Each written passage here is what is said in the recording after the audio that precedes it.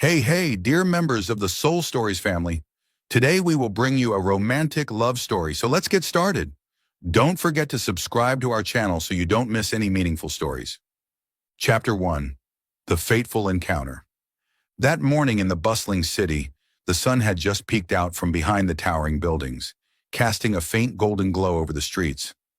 Emily Parker, a 25-year-old girl with neatly tied-up brown hair, pedaled her rickety old bicycle, weaving swiftly through the crowded flow of people.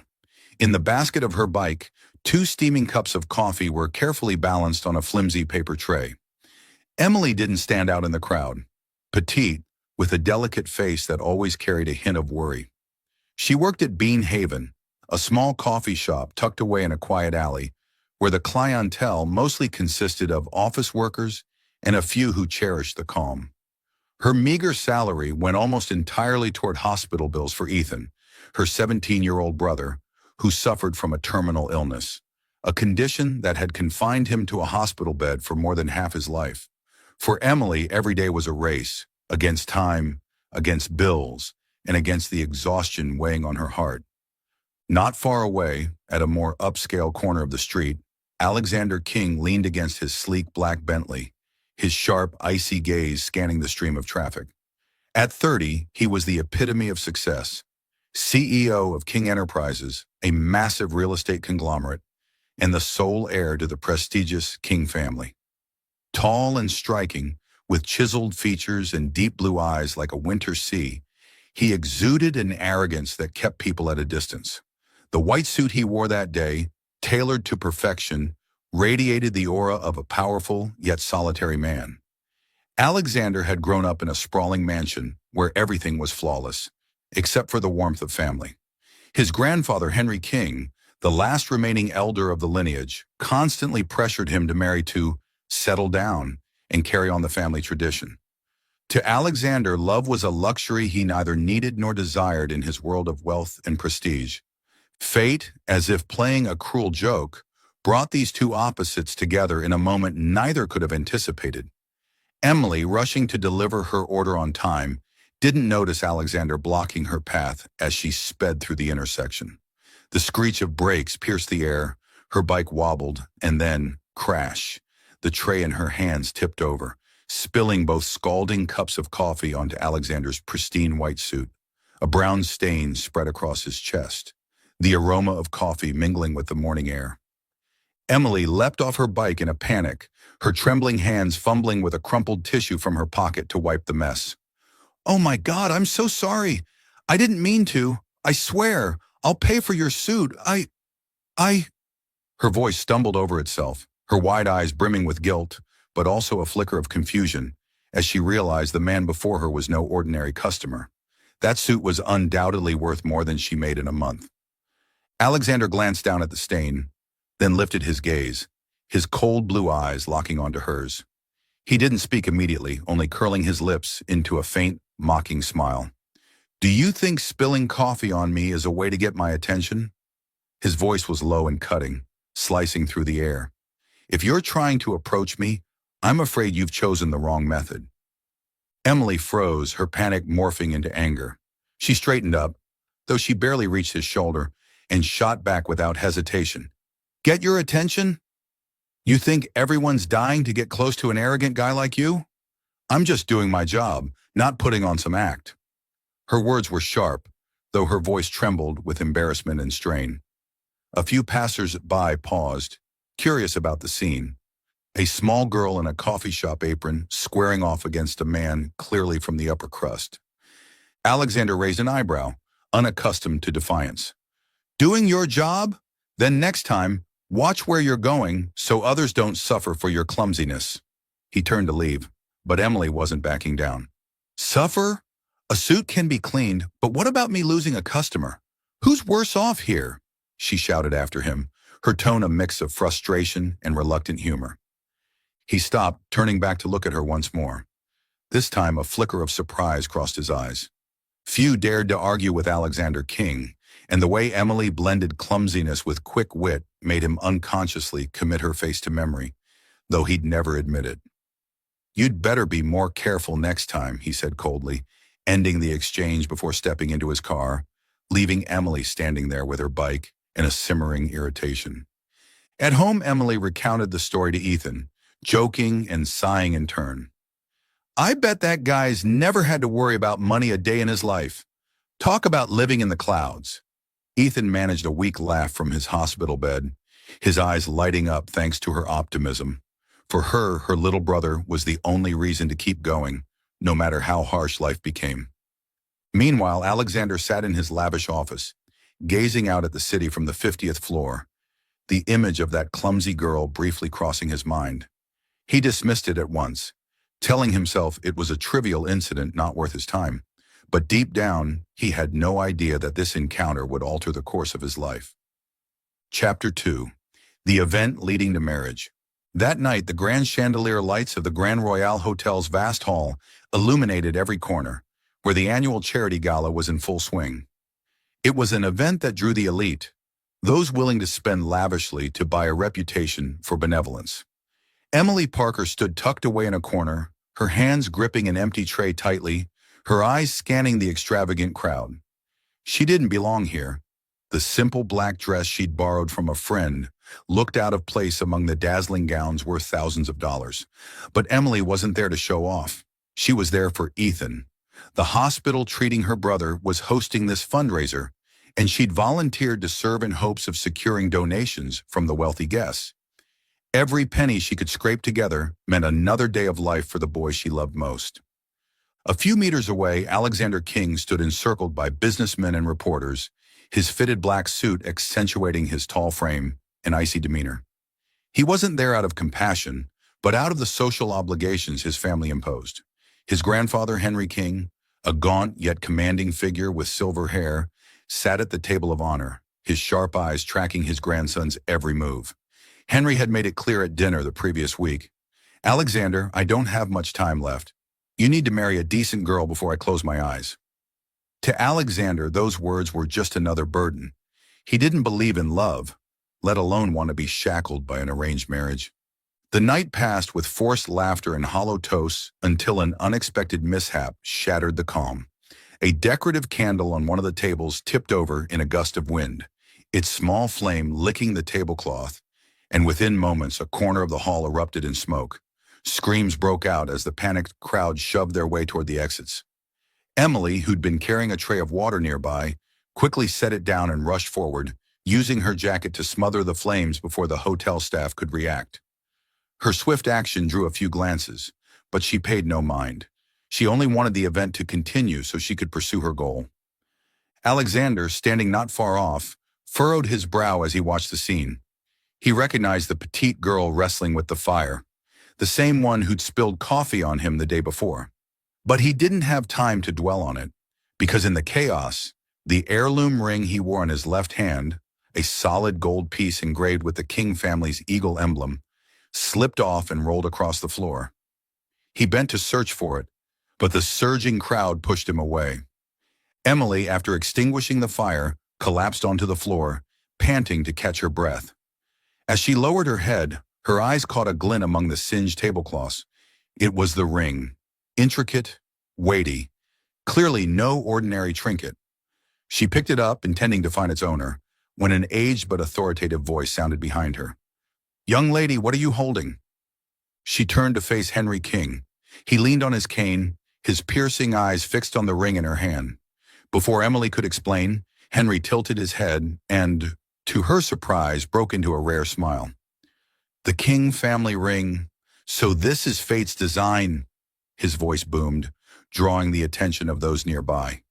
Emily blinked in confusion, still processing, when Henry turned to Alexander, who had just returned after calming the crowd. "Alexander, I didn't expect you to announce your fiancé like this."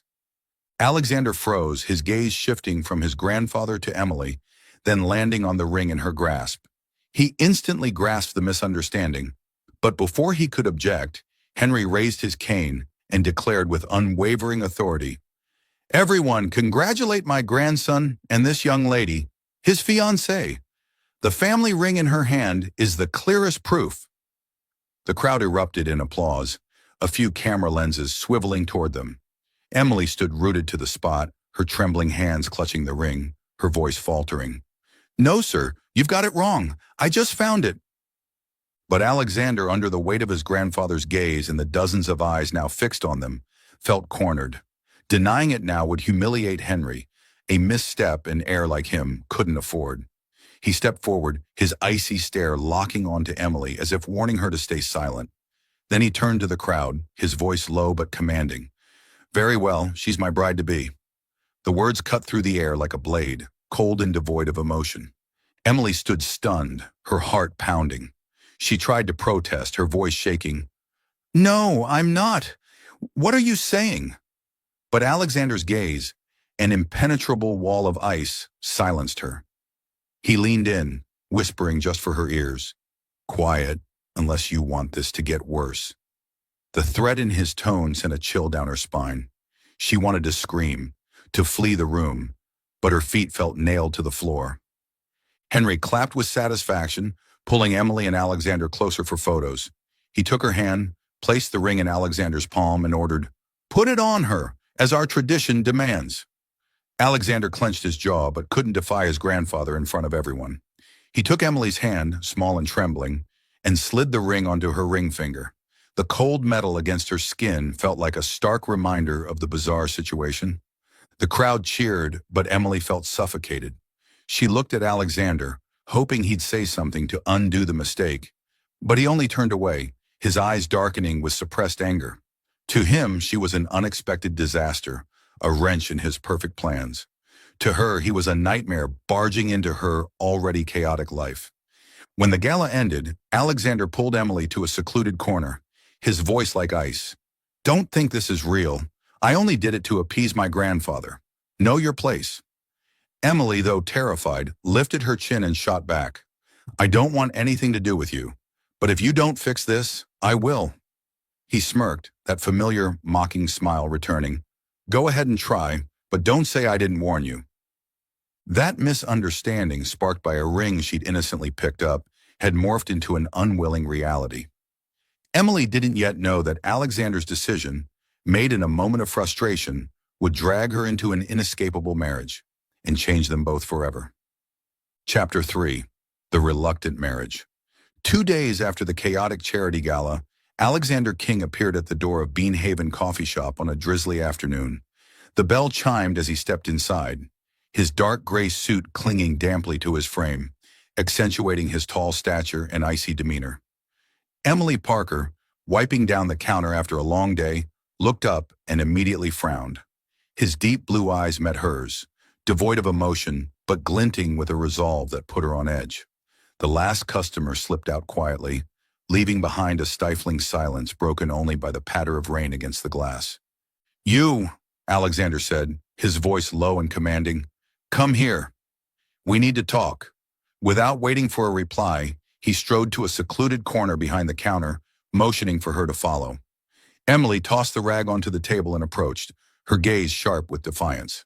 "I won't beat around the bush," he said, hands in his pockets, exuding authority. "After the gala, my grandfather wants us to marry. Immediately. I'll cover your brother's hospital bills, all of them, if you agree." Emily let out a scoff, cutting him off before he could continue. "Marry you? Are you insane? You think you're some golden prize everyone's dying to snag?" she shouted in his face, her voice rough but laced with sarcasm. "I'm not a puppet for you and your grandfather to pull strings with. Get out of here now." Alexander's brow furrowed, his eyes darkening. "Are you sure?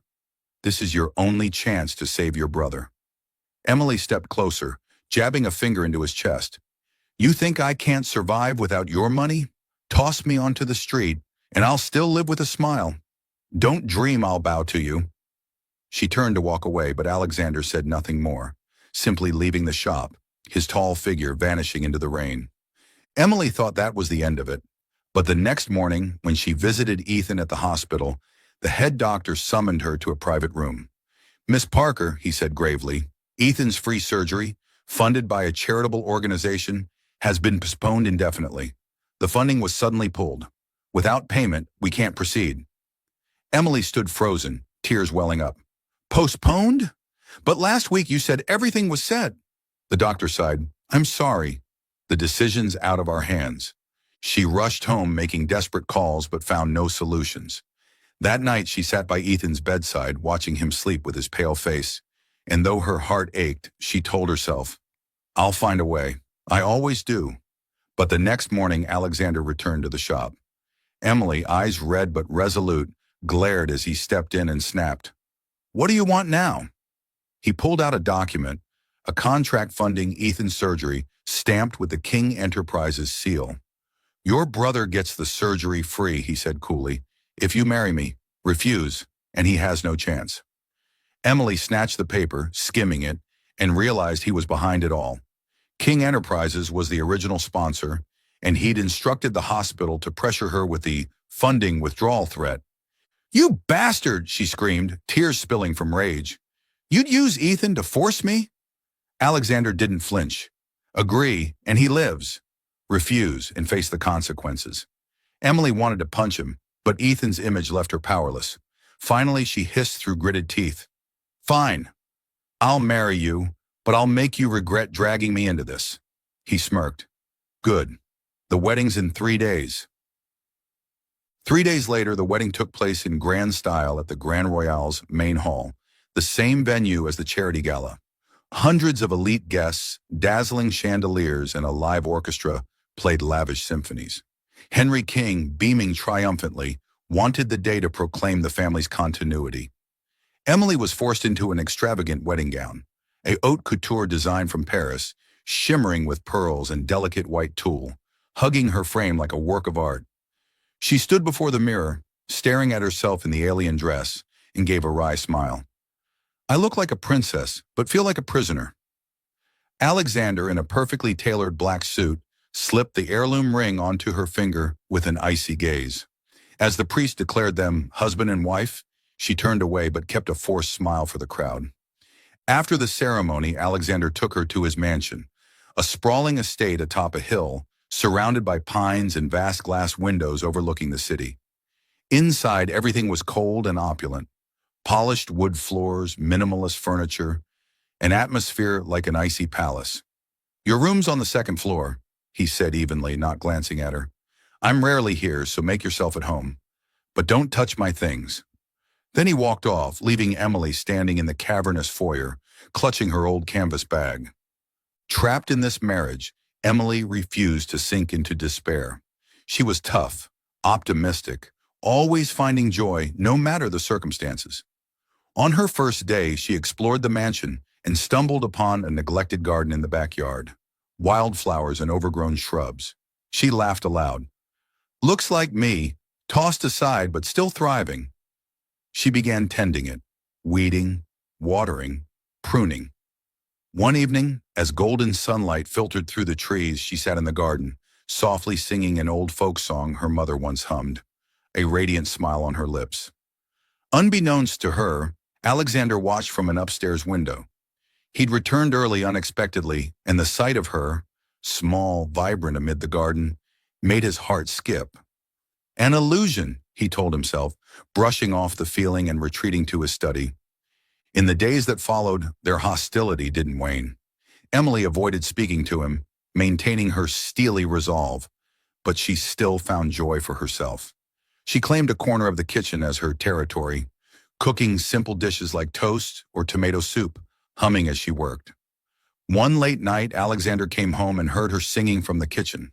He paused, hidden behind the door, watching her sway to her own made-up tune. Her voice was clear and lively, a stark contrast to the house's chill. He shook his head, muttering, "She's just a tool," and headed upstairs.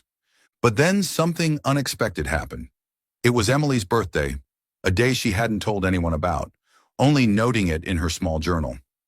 Alexander, on a rare errand to buy flowers for a business partner, impulsively chose a bouquet of pristine white roses because they suit the house. Back at the mansion, he saw Emily watering the garden, and for reasons he couldn't fathom, left the flowers on the kitchen table with a note, "For you."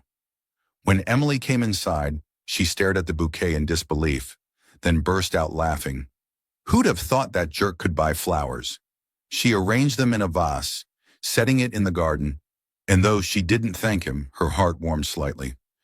Emily began to see that Alexander wasn't entirely heartless. One morning visiting Ethan, she learned his surgery had gone ahead. As promised, the doctor said, the charity reinstated funding. She knew it was King Enterprises. Another time she dropped a glass in the kitchen, and Alexander appeared out of nowhere, silently picking up the shards. She smirked. Didn't think you'd stoop to picking things up. But he turned away before she could say more. The distance between them remained a stone wall, but tiny sparks began to flicker, though neither would admit it. Chapter 4. Harsh Words. 3 months after the wedding, life in Alexander King's mansion was no longer just a string of cold silences as it had been at the start. Emily Parker, with her resilient optimism and fiery spirit, had made the house a place she could endure. The small garden now bloomed with wildflowers, the kitchen carried the scent of toasted bread, and her singing occasionally echoed through the vast space. Though her relationship with Alexander remained that of strangers, no greetings, no glances, she refused to let herself sink into gloom. For her, whether cast onto the streets or into a lavish mansion, she'd still find a way to live joyfully. A small shift began with Emily's cooking habits. She didn't intentionally cook for Alexander. He never asked, and she had no desire to. But whenever leftovers piled up, she'd leave them out.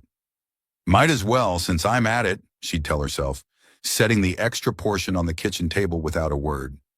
The first time, it was a plate of spaghetti with rich tomato sauce, topped with melted golden cheese. Alexander, coming home late after a long day, eyed the dish with a frown, but sat down to eat out of hunger. He hadn't expected it to be so good. The flavors bold, yet balanced, far from the restaurant meals he was used to.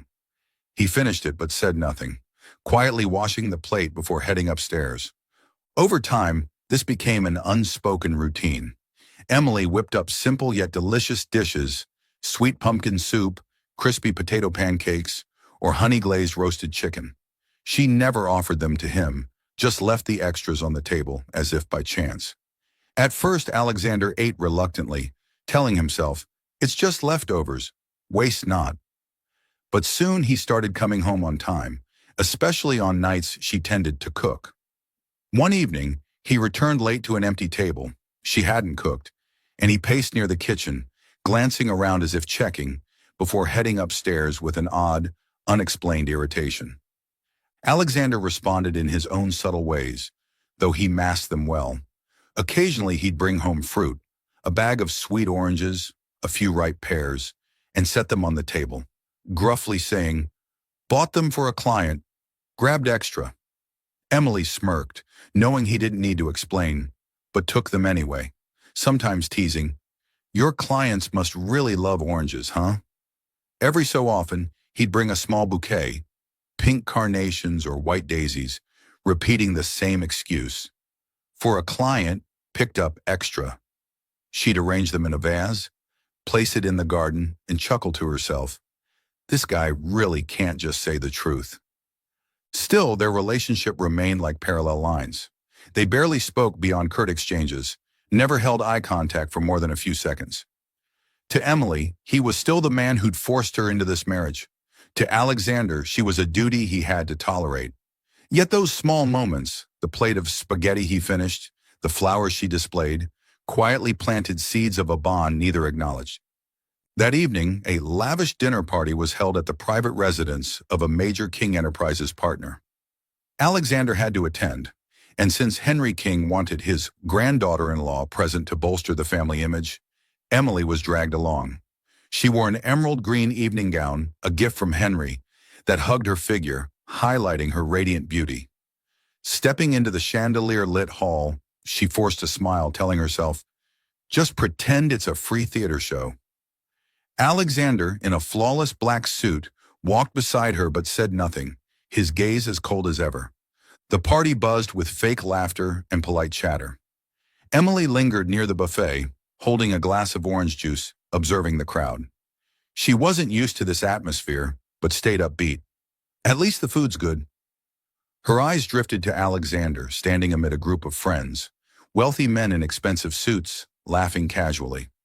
She hadn't meant to eavesdrop, but a breeze from an open window carried Alexander's voice to her clearly. He stood with his back to her, a glass of red wine in hand. A tall, blonde friend, voice slurring with drink, slapped his shoulder and guffawed. "Hey, Alex, where's that reluctant wife of yours? Heard you married her 'cause your granddad forced you, right?" Alexander smirked, that mocking smile surfacing. He took a sip of wine and replied, his voice low but sharp as a blade. "She thinks she's worthy of me just because we've lived together a few days? A lowly girl like her could never step into my world. This is just a charade to keep my grandfather happy." The words hit Emily like a dagger to the chest. The glass of orange juice trembled in her hand, a few drops splashing onto the floor.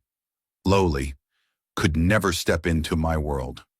The phrases echoed in her mind, tearing through the optimism she'd built over the past 3 months. She'd endured him for Ethan, tried to find joy in this house, even cooked for him without meaning to. But to him she was a joke, a cheap thing to mock in front of his friends. Emily quietly set the glass on the table, her hands clenching to hold back tears. She turned and hurried out of the hall, unwilling to let anyone see her break. Outside, the night was cold, the wind rustling her thin dress. She stood under a large oak, tears finally spilling in silent streams. She told herself, "I'm not trash for him to trample. I'm worth more than this." Her pride, the one thing she'd clung to despite life's beatings, was now crushed by the man she was forced to call her husband. Alexander didn't know she'd overheard. He kept chatting with his friends, but when he turned to find her to leave, she was gone. A staff member said Mrs. King had stepped out long ago. He frowned, a flicker of unease passing through him, but he brushed it off. Back at the mansion, he found the garden empty. No singing, no sign of her. He went to the second floor, knocked on her door, and got no reply. Opening it, he saw the room bare except for her old canvas bag on the bed, a sign she'd left. In the days that followed, Emily avoided him entirely. She stayed in the mansion, for Ethan's sake, but made sure their paths never crossed. She locked herself in her room, only emerging when he was gone. The kitchen table held no more leftovers. The garden went untended. Her singing vanished. Alexander began to feel a strange emptiness. He'd grown used to the smell of her cooking, the flowers she placed in the garden. One day he came home early, passing the kitchen to see if she'd cooked, but found only silence. The breaking point came one evening when Alexander returned early and saw Emily watering the garden, the first time she'd appeared in days. He approached, his tone harsh.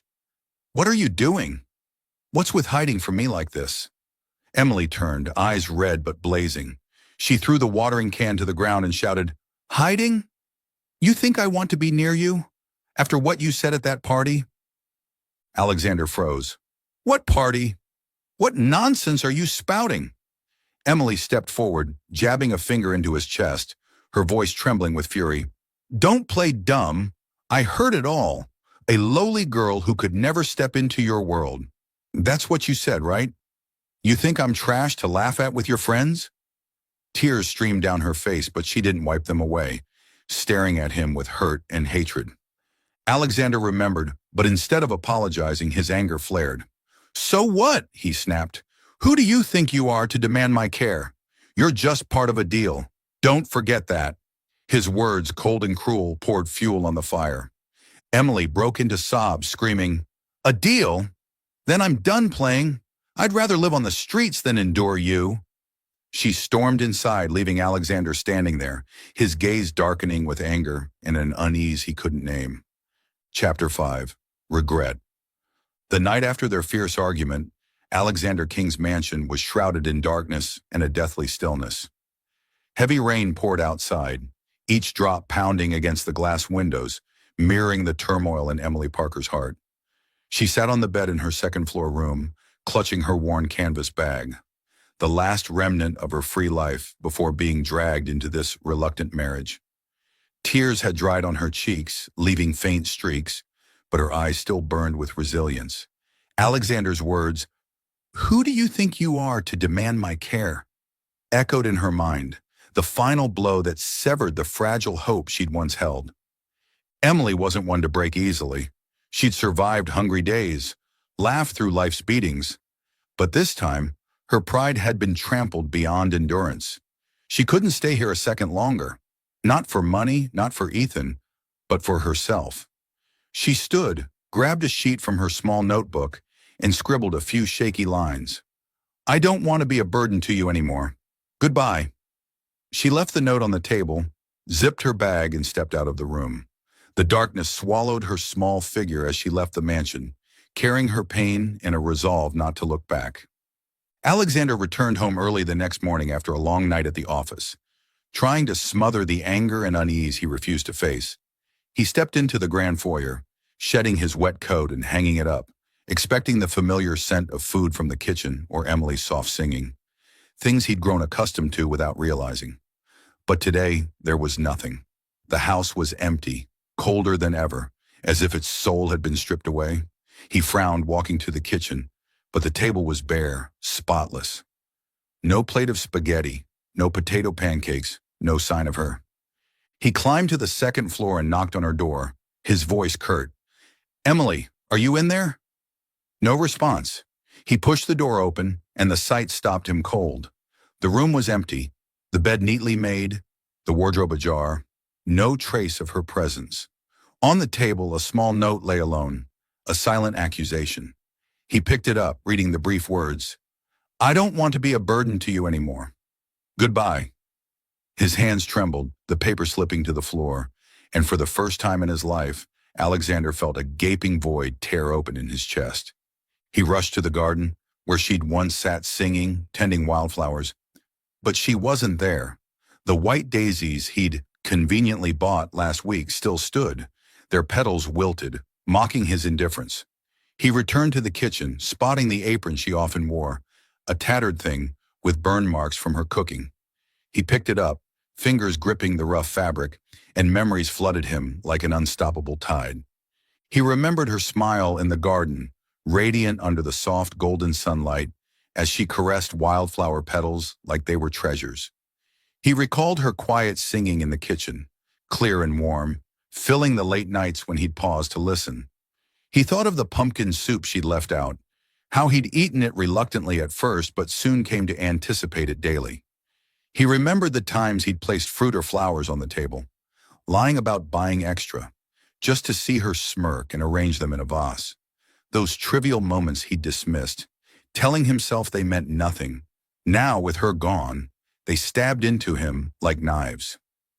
What have I done to her? He asked himself, his voice hoarse in his mind. He sank onto the sofa, still clutching the apron, and for the first time, he faced the emptiness he'd created. This house, once his fortress of perfect solitude, was now a hollow shell. No singing, no scent of food, no small but fierce presence of Emily. He'd grown used to her, needed her, but his pride had blinded him to it all. He stood and stepped onto the balcony, gazing at the city lights below. The cold wind blew through, but he felt nothing but the dull ache in his heart. He replayed the cruel words he'd spoken at the party. A lowly girl like her could never step into my world. And now they turned back to torment him. He'd been wrong. She wasn't lowly. She was the only one who'd brought light into his frigid world, and he'd extinguished it himself. He berated himself. How could I be so stupid? Why didn't I see it sooner? The depths of Alexander's soul began to surface as he sat back on the sofa, head in his hands. He remembered their first meeting when she'd spilled coffee on him and argued back fearlessly. He recalled how she'd stood up for Ethan, agreeing to marry him despite her deep hatred.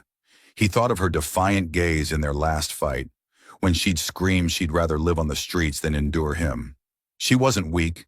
She was stronger than him, and he'd been too arrogant to see it. He rose, fumbling for his phone to call her, only to realize he didn't have her number. He raced back to her room, rifling through drawers for a clue. Nothing but a few scraps of paper with recipes she jotted down. He picked one up, reading her scrawled note. Pumpkin soup. Add a bit of cream for extra flavor. And tears fell unbidden. For the first time, Alexander King, the man who hadn't cried since his parents' death, felt utterly pathetic. His pride crumbled entirely. He realized he loved Emily, not just now, but from those small moments he'd denied, when he'd lingered to hear her sing, when he'd finished her spaghetti, when he'd bought flowers just to see her smile. But he'd realized it too late.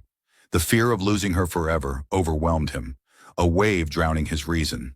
He wondered, where did she go? Is she okay? He couldn't bear the thought of her out there, alone, while he sat here with belated regret. Alexander bolted to his car, heedless of the rain, determined to find her. He didn't know where to start, the coffee shop, the hospital, anywhere she'd mentioned, but he couldn't stay still. He told himself, I have to find her. I have to make this right. Her note lay on the passenger seat, a reminder of what he'd lost. He drove into the night, heart heavy with remorse, in a faint hope he could still redeem himself. Meanwhile, Emily sat in a cheap motel near the hospital, clutching her bag, watching the rain through the window. She no longer cried. She'd resolved to keep living, as she always had. But deep inside, the pain still smoldered. She didn't know that the man who'd hurt her was now desperately searching for her, his heart opening to love for the first time. Chapter 6. The Journey to Reclaim. Love. Rain poured relentlessly as Alexander King drove through the dark streets, his eyes bloodshot from lack of sleep, his heart weighed down by regret and desperation. Emily's note lay on the passenger seat, its brief words a constant accusation echoing in his mind. I don't want to be a burden to you anymore. Goodbye. He couldn't stay in the empty mansion a moment longer. He'd searched the city for her, Bean Haven coffee shop, the hospital where Ethan was treated, the narrow alleys she'd once mentioned in passing, but found no trace. After 3 sleepless, foodless days, a small detail surfaced in his memory. Emily's hometown, a place over 100 kilometers away, where she'd said she grew up with Ethan. It was his last hope. He drove through the night, arriving at dawn, and pulled up outside a roadside diner called Mama's Kitchen. Through the fog glass, he saw her, Emily in a green apron, wiping tables with a faint smile. She was thinner, her eyes tired, but still carried the resilience he'd come to know. He sat in the car, heart pounding, hesitant to step inside. She was trying to start over, and he knew he'd driven her here. But he couldn't leave without facing her, not after what he'd done. Alexander stepped out, his suit wrinkled, hair disheveled, face haggard from days of neglect. He pushed open the diner door, the small bell chiming, and Emily looked up. Her expression hardened as she saw him, the smile vanishing. She wiped her hands on her apron and stepped out from behind the counter, her voice icy. What are you doing here? He didn't answer immediately, just looked at her, his deep blue eyes now filled with pain and remorse. Then, to the shock of the few patrons inside, he dropped to his knees on the worn wooden floor, head bowed. Emily, I was wrong. I don't deserve you, but I can't live without you. I'm sorry for everything I said, everything I did. I'm a bastard, and I know it. Please give me a chance to make it right. Emily stood frozen, her hands clenching into fists. The sting of his harsh words, a lowly girl like her could never step into my world, still lingered, an unhealed wound. She looked at him kneeling, broken and desperate. But instead of softening, she felt only emptiness. She took a deep breath, her voice trembling but resolute. You were right. We're from 2 different worlds. Go back to yours. I don't belong there. Her words sliced through the air, cold and unyielding. She turned and walked into the kitchen, leaving him on his knees, head bowed in silence. But Alexander didn't stand and leave as she'd expected. He stayed there a few seconds longer, then rose, his gaze more determined than ever. He knew words weren't enough. He'd hurt her too deeply, and she had every right to push him away. But he couldn't give up, not after realizing how much he loved her. He rented a small room at a nearby motel, resolved to stay in the town. If she wouldn't forgive him, he'd prove with actions that he was no longer the arrogant man who'd wounded her. The next day he returned to the diner, not to apologize again, but to help. Dressed in a simple shirt instead of a suit, sleeves rolled up, he offered to work for free, washing dishes, wiping tables, unloading deliveries. Emily eyed him suspiciously, her tone frigid. What are you doing? I told you to leave. He replied, soft but firm. I'm not going. I'll be here, whether you want me to or not. She shrugged and turned away, assuming he'd quit after a few days. But he didn't. He worked quietly, never complaining, though his hands, once accustomed only to keyboards, turned raw from dish soap.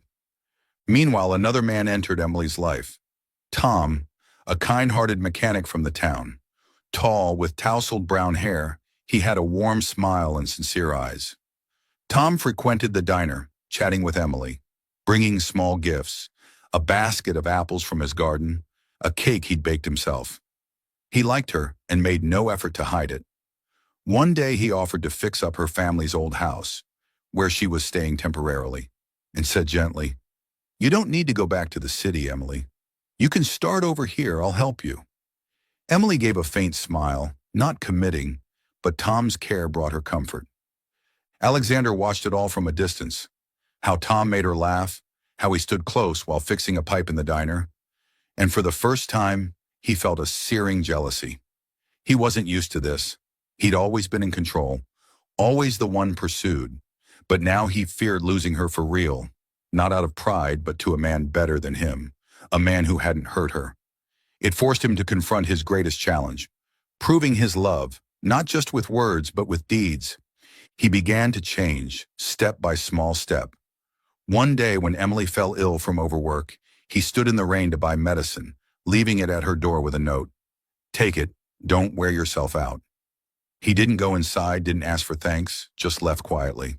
Another time he saw her struggling to replant the backyard garden, once her mother's joy, and silently bought seeds and tools, helping her dig when she wasn't looking. When she noticed, she frowned.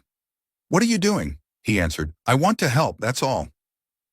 Emily kept her distance, but she couldn't deny his effort. She saw him fumble while washing dishes, watched him patiently learn to peel potatoes from the diner's owner, observed him sitting in the garden with muddy hands just to plant flowers. She started talking to him more, though only in short bursts. "You're peeling it wrong like this," or "Careful, don't let the water spill." Alexander didn't ask for more. Each word she spoke was a small victory. Tom noticed Alexander's presence and didn't like it.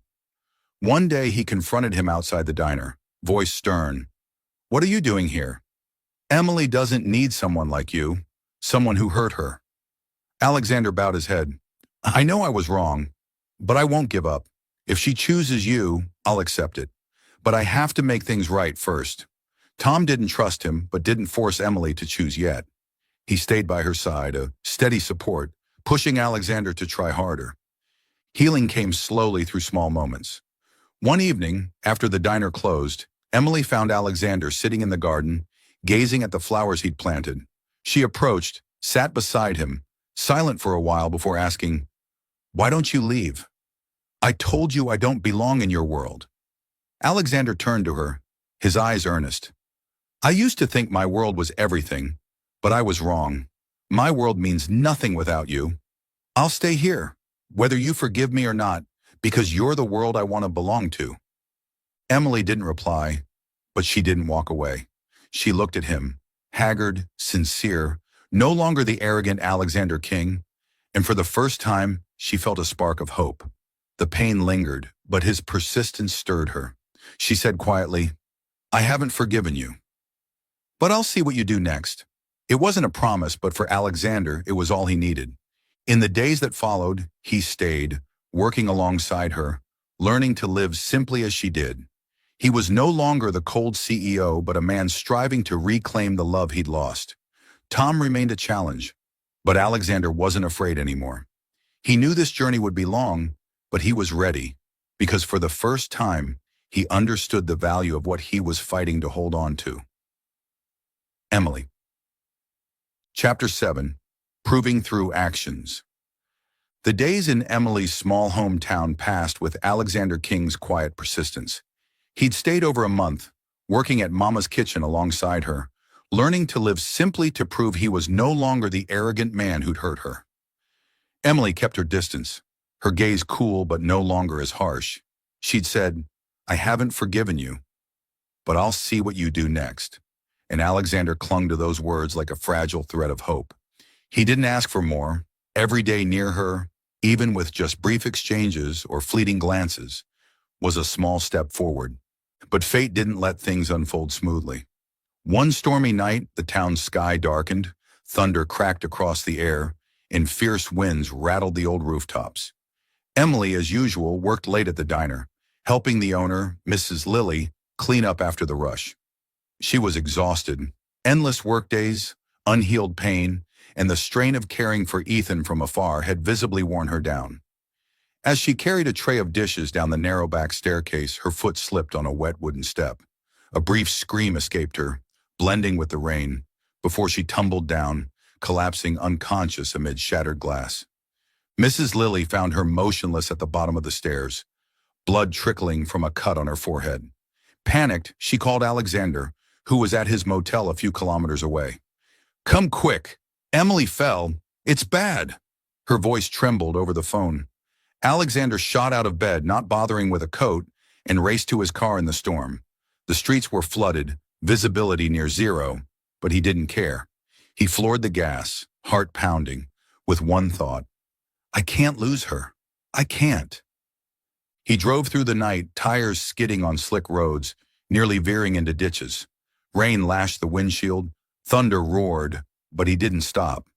When he reached the local hospital, he was drenched, hair plastered to his forehead, eyes red with strain. He burst into the ER, finding Emily on a bed, head bandaged, eyes closed. The doctor said she had a mild concussion and blood loss, but would recover with timely care. Alexander stood by her side, trembling hands grasping hers, cold and frail.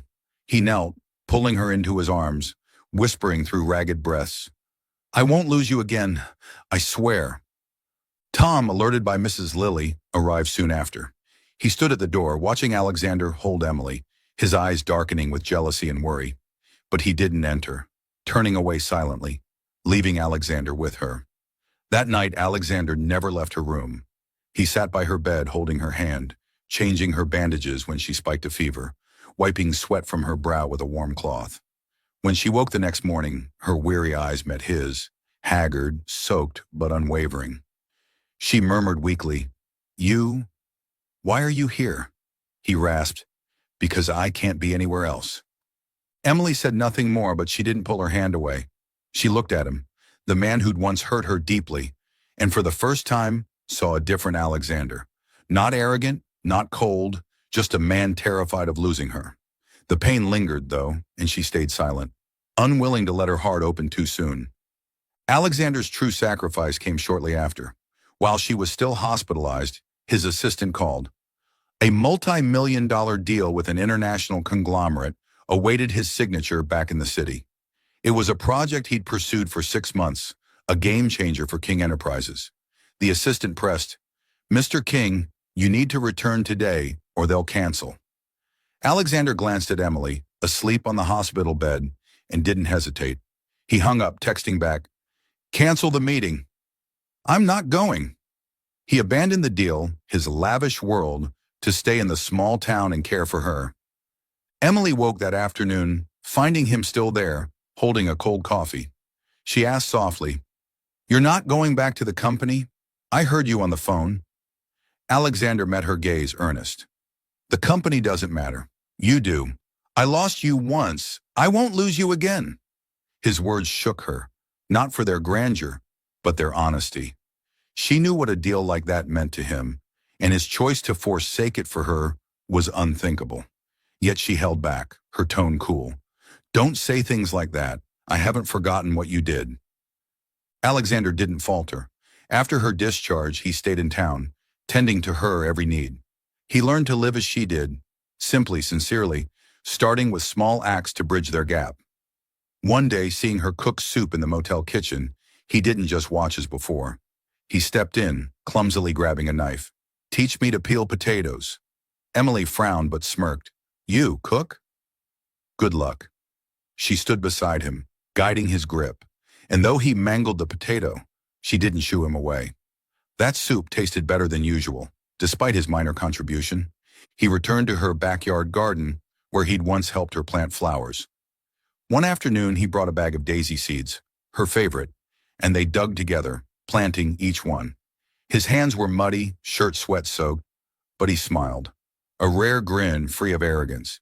Emily sat beside him, watching, and for the first time didn't turn away. She asked, "Why do you like planting flowers?" He replied, "Because you do. I want to see you smile like you did at the mansion." His words silenced her, but her gaze softened slightly. In the days that followed, he kept up the small gestures.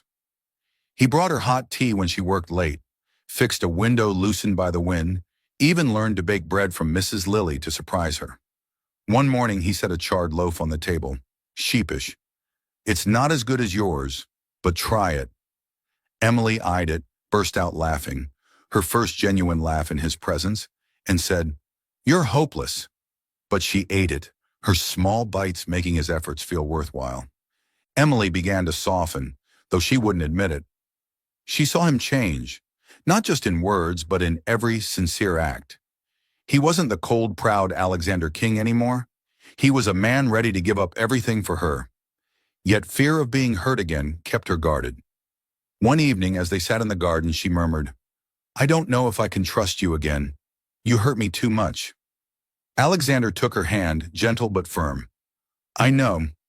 I don't expect forgiveness now, but I'll wait, however long it takes." Tom, still quietly caring for Emily, noticed Alexander's shift. He stopped confronting him harshly but stayed close, a steady presence she could lean on. One day he asked, "Do you still love him, Emily?" She didn't answer right away, gazing at the garden where Alexander worked. She said, "I don't know, but I'm finding out." Tom nodded, stepping back to let her choose. The distance between Emily and Alexander narrowed, not through grand promises, but through small, honest moments. She hadn't fully forgiven him, but she no longer pushed him away. For Alexander, every smile she gave, every word she spared, was a light guiding him through the darkness he'd created. He knew this journey wasn't over, but he wouldn't stop, because she was everything he wanted to hold on to. Chapter 8. Affirming Love. After months of steadfast effort in the small town, Alexander King had proven his love through every sincere action.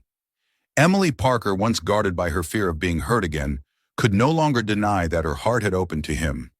Their relationship was no longer two parallel lines, but had woven into a bond, crafted from sacrifice and growing trust. The chance for Alexander to affirm his love came at a second charity gala at the Grand Royal, the very place where it all began with the heirloom ring. This time, it wasn't Henry King forcing them. Alexander willingly brought Emily along, a way to mend the past. She wore a simple yet elegant emerald green dress, chosen herself rather than a lavish gift from his grandfather. As they entered the chandelier-lit hall, Emily held his hand lightly, her eyes flickering with unease but softer than before. The gala buzzed with laughter and toasts. Alexander, in a fitted black suit, stood amid the crowd, but his gaze never strayed from Emily, who lingered in a corner with a glass of orange juice. He knew this was his moment, not to prove anything to the world, but to her. When the organizers invited him to speak as the event's main sponsor, he stepped onto the stage, took the microphone, and paused to gather his courage. "Ladies and gentlemen," his deep voice resonated, commanding the room, "I was once a fool, arrogant and blind to what truly mattered. I hurt the person I love most, the one who brought light into my cold world." He stopped, locking eyes with Emily, his deep blue gaze brimming with emotion. "Emily, you are everything to me. I was wrong to push you away.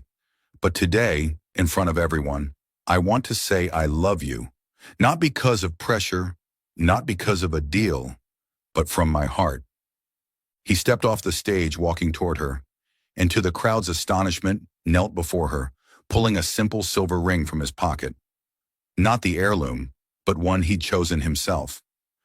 "Emily Parker, I don't deserve you, but I want to spend my life making it up to you. Will you marry me again, this time for love?" His voice cracked, trembling with feeling.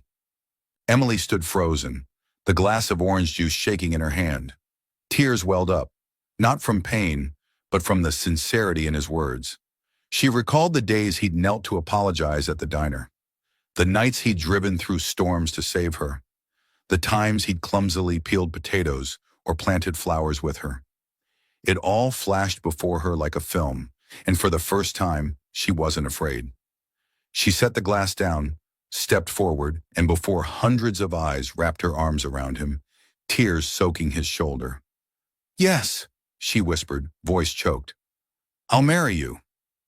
The crowd erupted in applause, but for them, the world shrank to just the two of them. Alexander held her tightly, murmuring, "Thank you for giving me a chance." Emily smiled through her tears, feeling safe in his embrace. A month later, they held a true wedding, nothing lavish but warm and simple in the backyard garden of Emily's hometown house. The wildflowers they'd planted together bloomed vibrantly under the sun, the tables set modestly with homemade bread and soup. Only a few close guests attended.